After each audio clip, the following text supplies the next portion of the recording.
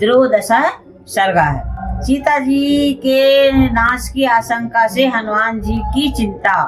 श्री राम को सीता के न मिलने की सूचना देने से अनर्थ की संभावना देख हनुमान जी का न लौटने का निश्चय करके पुनः खोजने का विचार करना और अशोक वाटिका में ढूंढने के विषय में तरह तरह की बातें सोचना। वानर उत्पत्ति। हनुमान विमान से उतर कर महल के परकोटे पर चढ़ आए। वहां आकर वे मेघ माला के अंक में चमकती हुई बिजली के समान बड़े वेग से इधर उधर घूमने लगे। रावण के सभी घरों में एक बार पुनः चक्कर लगाकर जब कपिवर हनुमान जी ने जनक नंदिनी सीता को नहीं देखा तब वे मन ही मन इस प्रकार कहने लगे, मैंने श्री रामचंद्र जी का प्रिय करने के लिए कई बार लंका को छान डाला, किंतु सर्वांग सुंदरी विदेह नंदिनी सीता मुझे कहीं नहीं दिखाई देती हैं। मैंने यहाँ के छोटे तालाब, पोखरे, सरोवर, सरिताएं, नदियां, पानी के आसपास के जंगल तथा दुर्गम पहाड़ सब देख डाले। इस नगर के आसपास की सारी भूमि खोज डाली, किंतु कहीं भी मुझे जानकी जी का दर्शन नहीं हुआ। गृधराज संपाति ने तो सीता जी को यहाँ रावण के महल में ही बताया था, फिर भी न जाने क्यों वे यहाँ दिखाई नहीं देती हैं। क्या रावण के द्वारा बलपूर्वक हर कर लाई हुई विदेह कुल नंदिनी मिथिलेश कुमारी जनक दुलारी सीता कभी विवश होकर रावण की सेवा उपस्थित हो सकती हैं? नहीं, यह असंभव है।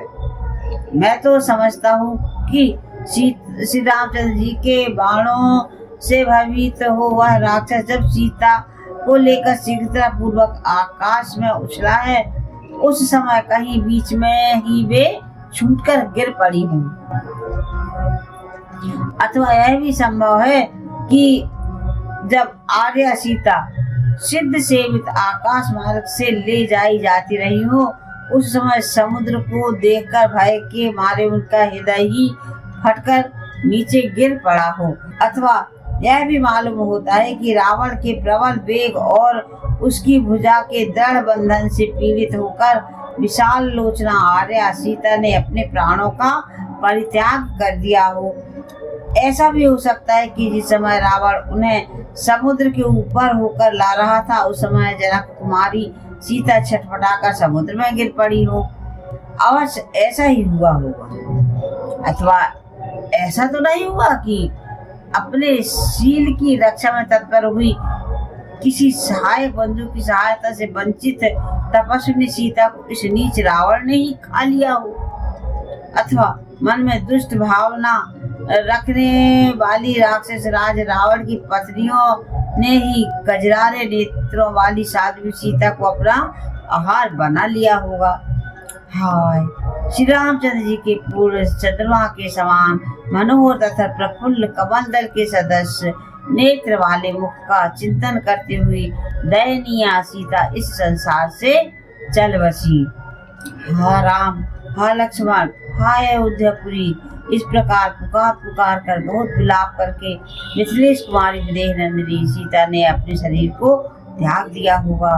अथवा मेरी समझ में यह आता है कि रावण के ही किसी गुप्त ग्रह में छिपाकर रखी गई हैं। हाय, वह बाला पिंजरे में बंद हुई मैना की तरह बारंबार आर्तनाद करती होगी, जो जनक के कुल में उत्पन्न हुई हैं और श्री रामचंद्र जी की धर्मपत्नी हैं। वे नील कमल के से नेत्रों वाली मध्यमा सीता रावण के अधीन कैसे हो सकती हैं? जनक किशोरी सीता चाहे गुप्त ग्रह में अदृश्य करके रखी गई हो, चाहे समुद्र में गिरकर प्राणों से हाथ धो बैठी हो, अथवा श्री रामचंद्र जी के विरह का कष्ट न सह सकने के कारण उन्होंने मृत्यु की शरण ली हो, किसी भी दशा में श्री रामचंद्र जी को इस बात की सूचना देना उचित न होगा, क्योंकि वे अपनी पत्नी से बहुत प्यार करते हैं। इस समाचार के बताने में भी दोष है और ना बताने में भी दोष की संभावना है। ऐसी दशा में किस उपाय से काम लेना चाहिए? मुझे तो बताना और ना बताना दोनों ही दुष्कर प्रतीत होते हैं। ऐसी दशा में जब कोई भी कार्य करना दुष्कर प्रतीत होता है, तब मेरे लिए इस समय के अनुसार क्या करना उचित होगा? इन्हीं बातों पर हनुमान जी बारंबार विचार करने लगे। उन्होंने फिर सोचा, यदि मैं सीता जी को देखे बिना ही यहाँ से वानर राज की पूरी किष्किंधा लौट जाऊंगा तो मेरा पुरुषार्थ ही क्या रह जाएगा। फिर तो मेरा यह समुद्र लंघन, लंका में प्रवेश और राक्षसों को देखना सब व्यर्थ हो जाएगा। किष्किंधा में पहुंचने पर मुझे से मिलकर सुग्रीव दूसरे दूसरे वानर तथा वे दोनों दशरथ राजकुमार भी क्या कहेंगे? यदि वहां जाकर मैं श्री रामचंद्र जी से यह कठोर बात कह दूं कि मुझे सीता का दर्शन नहीं हुआ तो वे प्राणों का परित्याग कर देंगे। सीता जी के विषय में ऐसे रूखे, कठोर, तीखे और इंद्रियों को संताप देने वाले दुर्वचन को सुनकर वे कदापि जीवित नहीं रहेंगे। उन्हें संकट में पड़कर प्राणों के परित्याग का संकल्प करते देख उनके प्रति अत्यंत अनुराग रखने वाले बुद्धिमान लक्ष्मण भी जीवित नहीं रहेंगे।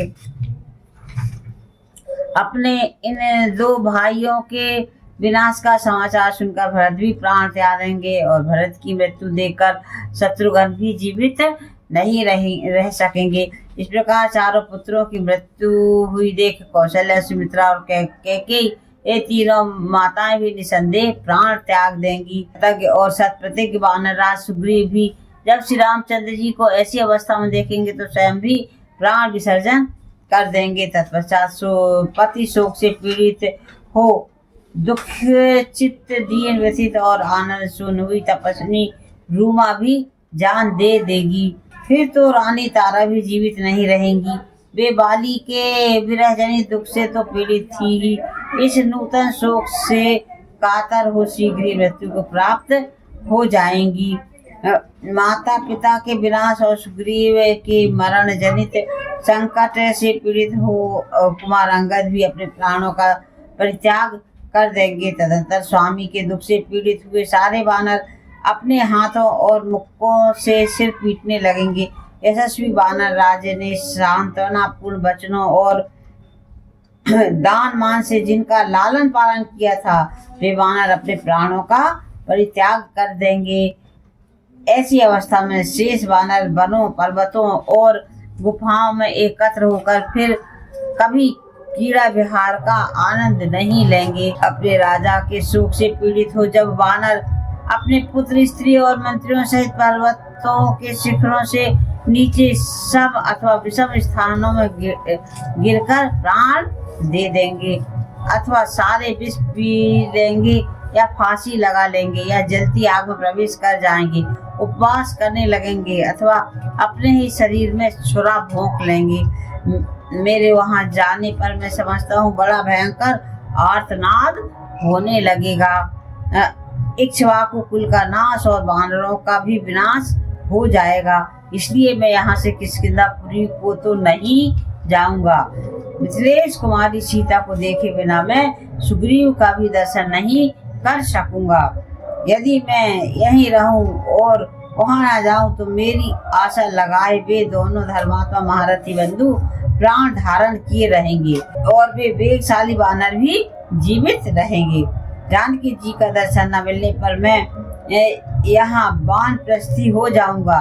मेरे हाथ पर अपने आप जो फल आदि खाद्य वस्तु प्राप्त हो जाएंगी उसी को खाकर रहूंगा, या परीक्षा से मेरे मुंह में जो फल आदि खाद्य वस्तु पड़ जाएंगी उसी से निर्वाह करूंगा, तथा शौच, संताप आदि नियमों के पालन पूर्वक वृक्ष के नीचे निवास करूंगा, अथवा सागर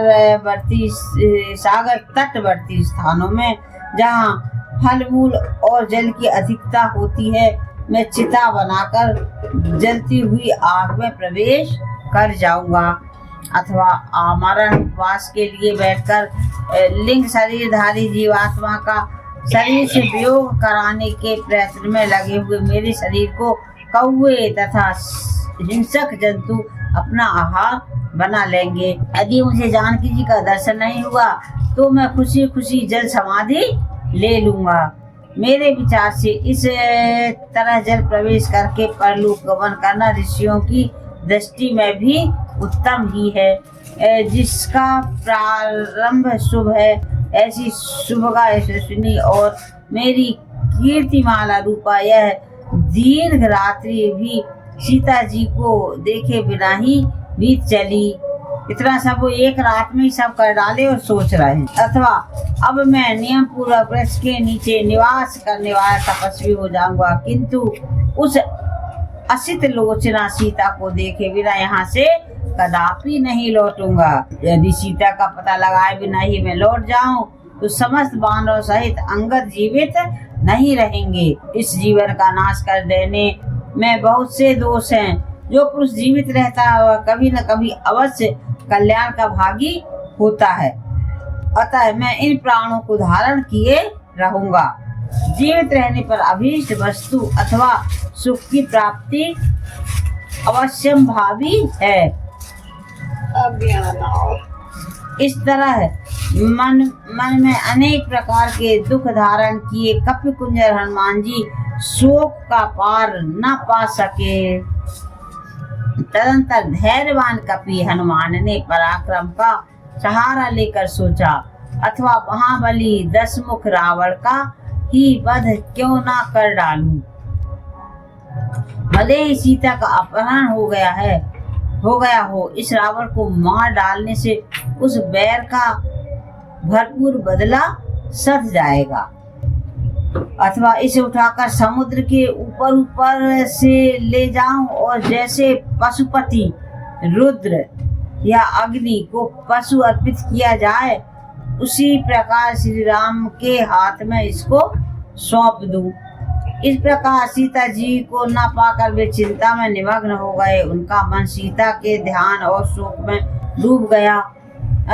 फिर वे वानरवीर इस प्रकार विचार करने लगे, जब तक मैं यशस्विनी श्री राम पत्नी सीता का दर्शन न कर लूंगा, तब तक इस लंकापुरी में बारंबार उनकी खोज करता रहूंगा। यदि संपाति के कहने से भी मैं श्री राम को यहाँ बुला ले आऊं तो अपनी पत्नी को यहाँ न देखकर श्री रघुनाथ जी समस्त बानरों को जलाकर भस्म कर देंगे। अतः यहाँ नियमित आहार और इंद्रियों के संयम पूर्वक निवास करूंगा। मेरे कारण वे समस्त नर और बानर नष्ट ना हों। इधर यह बहुत बड़ी अशोक वाटिका है। इसके भीतर बड़े बड़े वृक्ष हैं। इसमें मैंने अभी तक अनुसंधान नहीं किया, अतः अब इसी में चलकर ढूंढूंगा। राक्षसों के शोक को बढ़ाने वाला मैं यहाँ से वसु, रुद्र, आदित्य, अश्विनी कुमार और मरुद गणों को नमस्कार करके अशोक वाटिका में चलूंगा। वहाँ समस्त राक्षसों को जीतकर जैसे तपस्वी को सिद्धि प्रदान की जाती है, उसी प्रकार श्री रामचंद्र जी के हाथ में इक्ष्वाकु कुल को आनंदित करने वाली देवी सीता को सौंप दूंगा। इस प्रकार 2 घड़ी तक सोच विचार कर चिंता से शिथिल इंद्रिय वाले महाबाहु पवन कुमार हनुमान सहसा उठकर खड़े हो गए और देवताओं को नमस्कार करते हुए बोले, लक्ष्मण सहित श्री राम को नमस्कार है। जनक नंदिनी सीता देवी को भी नमस्कार है। रुद्र, इंद्र, यम और वायु देवता को नमस्कार है तथा चंद्रमा, अग्नि एवं मरुदगणों को भी नमस्कार है। इस प्रकार उन सबको तथा सुग्रीव को भी नमस्कार करके पवन कुमार हनुमान जी संपूर्ण दिशाओं की ओर दृष्टिपात करके अशोक वाटिका में जाने को उद्धत हुए। उन वानरवीर पवन कुमार ने पहले मन के द्वारा ही उस सुंदर अशोक वाटिका में जाकर भावी कर्तव्य का इस प्रकार चिंतन किया। वह पूर्णमयी अशोक वाटिका सींचने, कोड़ने आदि सब प्रकार के संस्कारों से सवारी गई है। वह दूसरे दूसरे वनों से भी घिरी हुई है, अतः उसकी रक्षा के लिए यहाँ निश्चय ही बहुत से राक्षस तैनात किए गए होंगे। राक्षस राज्य के नियुक्त किए हुए रक्षक अवश्य ही वहाँ के वृक्षों की रक्षा करते होंगे, इसलिए जगत के प्राण स्वरूप भगवान वायुदेव भी वहाँ अधिक वेग से नहीं बहते होंगे। ये मैंने श्री रामचंद्र जी के कार्य की सिद्धि तथा रावण से अदृश्य रहने के लिए अपने शरीर को संकुचित करके छोटा बना लिया है। मुझे इस कार्य में ऋषियों सहित समस्त देवता सिद्धि सफलता प्रदान करें। स्वयंभू भगवान ब्रह्मा, अन्य देवगण, तपोनिष्ठ ब्रह्मर्षि, अग्निदेव, वायु तथा वज्रधारी इंद्र भी मुझे सफलता प्रदान करें। पासधारी वरुण, सोम, आदित्य, महात्मा, अश्विनी कुमार, समस्त मरुदगण, संपूर्ण भूत और भूतों के अधिपति तथा और भी जो मार्ग में दिखने वाले एवं न दिखने वाले देवता हैं, वे सब मुझे सिद्धि प्रदान करेंगे। जिनकी नाक ऊंची और दांत सफेद हैं, जिनके चेचक आदि के दाग नहीं हैं, जहाँ पवित्र मुस्कान की छटा छाई रहती है, जिसके नेत्र प्रफुल्ल कमल दल के समान शोभित होते हैं तथा जो निष्कलंक कलाधर के तुल्य कमनीय कांति से युक्त हैं, वह आर्या सीता का मुख मुझे कब दिखाई देगा। इस क्षुद्र नीच निरसंस रूपधारी और अत्यंत दारुण होने पर भी अलंकार युक्त विश्वसनीय वेश धारण करने वाले रावण ने उस तपस्विनी अबला को बलात् अपने अधीन कर लिया है। अब किस प्रकार वह मेरे दृष्टि पथ में आ सकती है। इस इत्यादि से श्रीमद् रामायणे वाल्मीकि आदि काव्ये सुंदरकांडे त्रयोदश सर्ग। बोलो वृंदावन बिहारी लाल की जय। सियावर रामचंद्र की जय। पवन सुत हनुमान की जय। और पढ़े हो गई है ना। रामायण वैकुंठ गई, सुर गए निज निज धाम। रामचंद्र के पद कमल बंद रहे हनुमान। प्रभु सन कहियो दंडवत, तुम्हें कहो कर जोर। बार बार रघुनाथ से सुरत करावहु मोर। भव सज रघुनाथ जैसे सुनहि जे नर और नार। जिनके सकल मनोरथ सिद्ध करहि त्रिपुरारि। लखन सिया रामचंद्र की जय। पवन सुत हनुमान की जय।